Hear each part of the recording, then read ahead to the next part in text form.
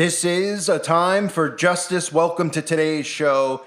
I needed to cover this article because it just sums up the society that we're living in now. How weak, how pathetic. This is obviously done by design, by our government, by the media, how they've weakened people, how technology has really turned people against each other. They've made people more vicious than they've ever been. And obviously this also helps with population control because men and women are no longer interacting physically in the same space with one another. They're not going out on dates as much. They're not meeting each other. They're not talking in the phone. And this just sums it up. A woman who's charging $480 an hour to help Gen Z and millennial workers overcome their fear of talking on the phone. That's the point that we've gotten to, where people can't even talk, which falls right into the 1984 narrative, right? While they're taking away free speech, or trying to, from people like me and you, other people out there don't even know how to communicate anymore because they're so busy with their heads buried in their phones or buried up their rear ends that they don't even know how to interact. So you see more and more people who are single, and I feel horrible for the women out there who are dealing with the men, the Gen Z men and millennials.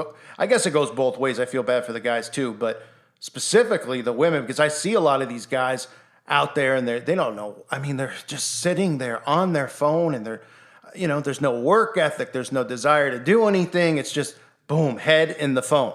And then you get to a point where you try to talk to some of these people and they're big bullies online. That's the thing that I love about it. Like, you know that these are the people who are trolling online. They're telling you off. They're telling you to do something. You go up to them in person and you open your mouth. They pee their pants. I mean, I know most of these people would do it to me online. They'll pee their pants, and they won't even just pee their pants. They'll make fudge in their pants. So this woman actually charges $480 an hour, not to train people or do something, worthwhile. No, just to get over the fear of talking on the phone. And I found her YouTube channel, which is interesting. I'll play you a clip right now so you could see. And it's almost like she's talking to like kindergartners.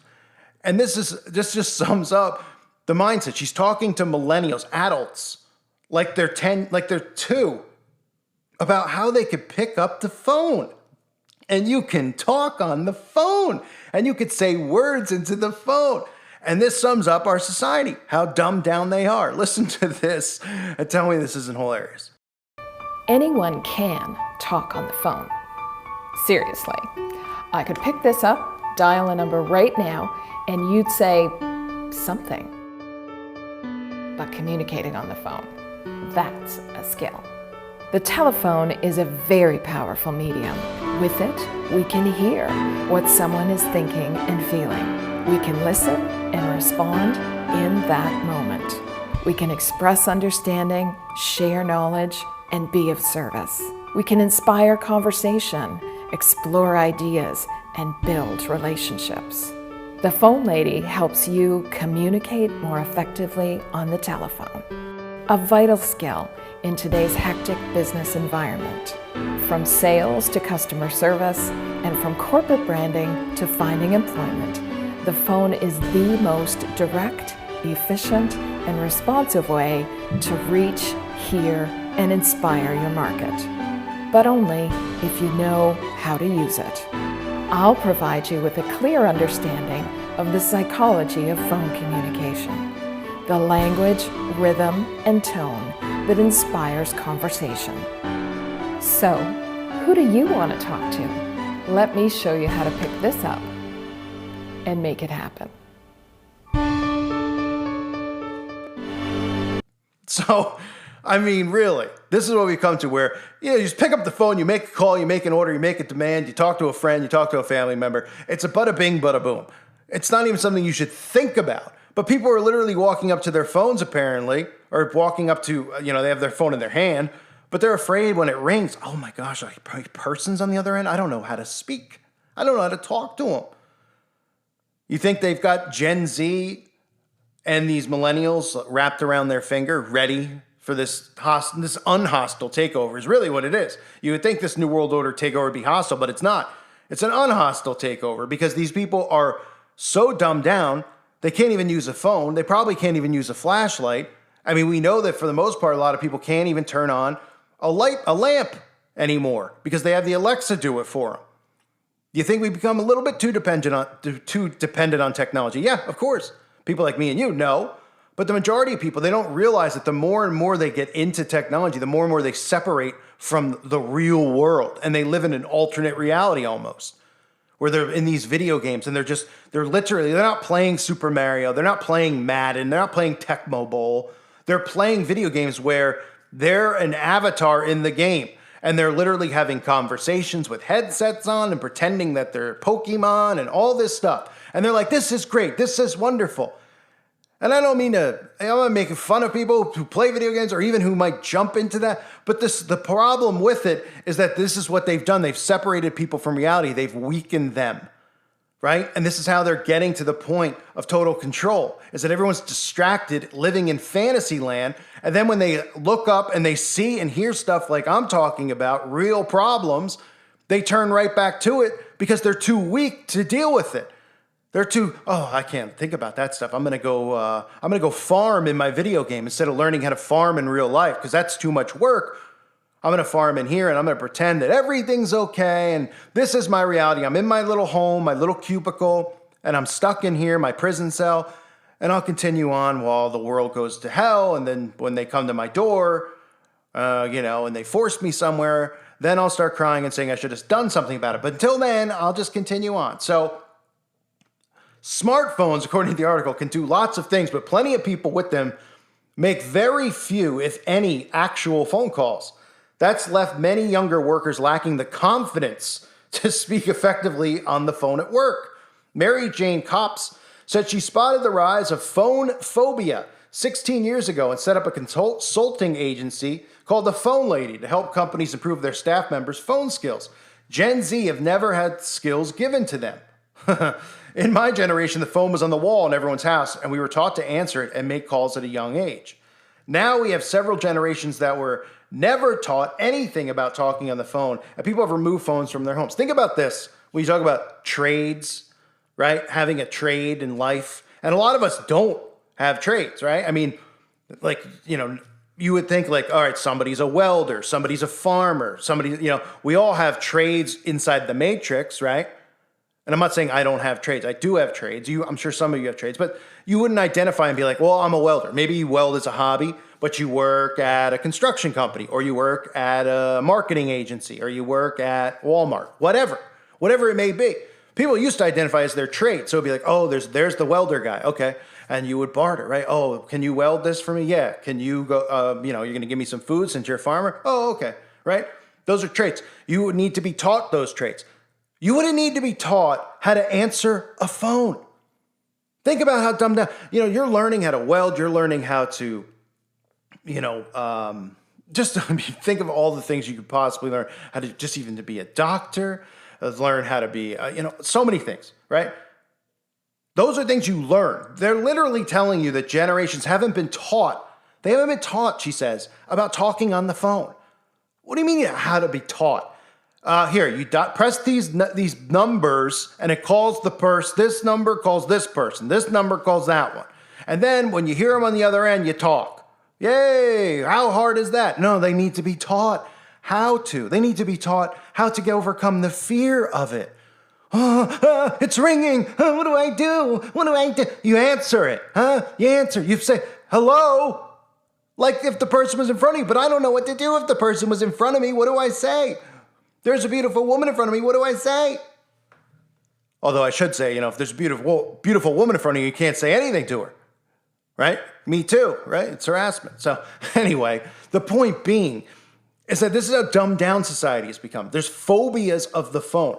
Alison Papadakis, the director of clinical psychological studies at Johns Hopkins University, told Insider that phone phobia was more common in younger generations. Phone phobia, ladies and gentlemen. Gen Z and millennials have a lot less experience talking on the phone because texting and instant messaging have been the primary communication mode for their generation. Since they have a lot less experience talking on the phone, they have less comfort with it. That sets up people who are vulnerable to social anxiety to have anxiety in that situation. Well, obviously that was done by design with the way they've wanted to roll out technology and social media and texting and all that stuff. But human beings should not be afraid to interact with other human beings. And all talking on the phone it's actually, easier than talking to someone face to face, I guess, right? Because you don't even have to see the person. So just imagine if people were being taught how to overcome the fear of answering a phone where you could be talking to anybody and you could hang up at any time if you're uncomfortable, or you could tell somebody, I mean, you're protected with a phone. You don't really have to worry. Imagine if this phobia exists. What kind of phobia exists for humans to talk to one another?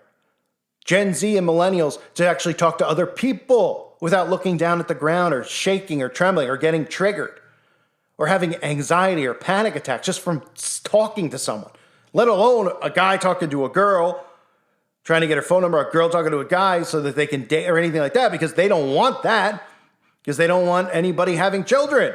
So they don't have to worry about that. Now we're just worrying about, can men and women even have conversations? Can men and men have, can anyone just talk in person? And clearly the answer is no, right? Because we have people getting lessons on how to not have a fear of phone phobia. Never thought I'd live to see the day. And on top of that, this woman charges $480 an hour. $480. I mean, give me this job. Anyone else want to take this job? Sounds pretty good. What are the qualifications to be what is the technical job? Phone phobia advisor? I mean, do you need a degree for this? Here's my lesson on phone phobia, if you got it out there. Look, you pick up the phone and you talk, right? You use words that come out of your mouth. You ask questions. If it's somebody you need answers from, you ask them the questions you need the answers for. If it's a relative, you say whatever you want to say. Hi, how are you? Okay? Right? If you're calling, you're calling Amazon for a return, tell them the order number and what you need to have returned. Okay? You got to call to pay a bill. You say, hi, I'd like to pay my bill. Okay? The phone doesn't have teeth. Now, I understand a fear of phone phobia from the radiation from it. So if that's the case, perfectly understandable. Might want to put tinfoil or something on your head to prevent your brain from getting a brain tumor. So from that standpoint, it's okay. But from the standpoint of you're afraid of a voice on the other end, well, that's a problem. And that's your lesson from me, one-on-one coaching for phone phobia. $480, please. I mean, give me a break, really. That's pretty much what she does, right? So she says there's one-on-one coaching for $365 for 30-minute webinars as part of a 7-part program. 7 parts. I just summed up what you could do in 7 seconds. Can you imagine sitting through like 7 hours of that? Oh my gosh. If so-and-so calls you, pick up, open your mouth, and begin to speak. Go, ready? Then go, hi, my name is, okay. If you start to feel panicked or scared there, take a Xanax or something and drug yourself because you don't know how to talk to people. Huh? Oh, man. It says many of Kopp's clients are in the financial sector or startups. Her first step is working out why someone's anxious about phone calls. A common fear is what if someone asks me a question and I don't know the answer? I often say, for the next 3 days, I don't want you to text anyone and tell them to call their friends and family. If they're not even used to talking on the phone to their mother, then the process is so scary. So I can't say I'm going to make them call prospective clients as they would just fall apart. We start with their family or someone they know. So, I mean, we're not talking about calling a business and being like, hi, I'd like to call. I'm asking about statistics or data on this info. No. Struggling to call their mom. Mom? They don't, yeah, I'm downstairs, honey. I'm up, I'm in the kitchen. Mom, I'm scared. And hang up. I mean, improvising on a call can be scary, so her approach involves using role play. I'm sure this is some type of role play. If people aren't ready to answer the phone, I set up a time where I randomly call them throughout the day and have practice conversations. This isn't Babylon Bee here. This is Business Insider I'm reading from. You can't build a relationship by email because it's not back and forth and you're not hearing each other's tone of voice. Adding the phone calls in are crucial in order to express interest and enthusiasm. Yeah, I think she's right. So this is what we've gotten to in society. I mean, these are the types of things that come out of all, the Elders of Zion, the Communist Manifesto. I mean, the weakening and dumbing down of society. We've never seen it more prevalent. And if people just snapped out of it, if they get away from their technology, if they realize what they're trying to do, if they overcame all of these fears that they've created with stuff like this, even an article like this probably makes somebody out there more fearful who isn't used to using the phone, some kid out there. There's nothing to be afraid of. What you should fear is what's coming. What you should fear if you're not saved by Christ is what's coming. Because that's really the only thing to fear. But we can't get to that level right now of, what's going on, because we have people afraid to even pick up a phone. So you wonder why we're in the predicament we're in and how humanity has gotten to this point. I don't know. Well, I do know. But it amazes me day in and day out when I see stuff like this. I have things I've never heard of. Phone phobia. Anyone else out there got phone phobia? I've got world phobia at this point. I'm just afraid to see some of the species living in this world at this point. So, when I go out, I see some of these species. It's not human anymore, most of them. And some of them aren't even transhuman yet. But it's different species of human, ladies and gentlemen. And it's certainly the weakest species of human that's ever existed. Imagine these people back in the Roman days and biblical days, the Crusades, etc. Do you think they'd last 3 seconds? They'd be on the battlefield crying. They would be out there trying to defend their lives. They would just crawl into a ball and submit. It's that bad. I thank you guys for being here. Reminder, check out my other channel if you haven't. It's linked in the subscription below. God bless all of you and your families.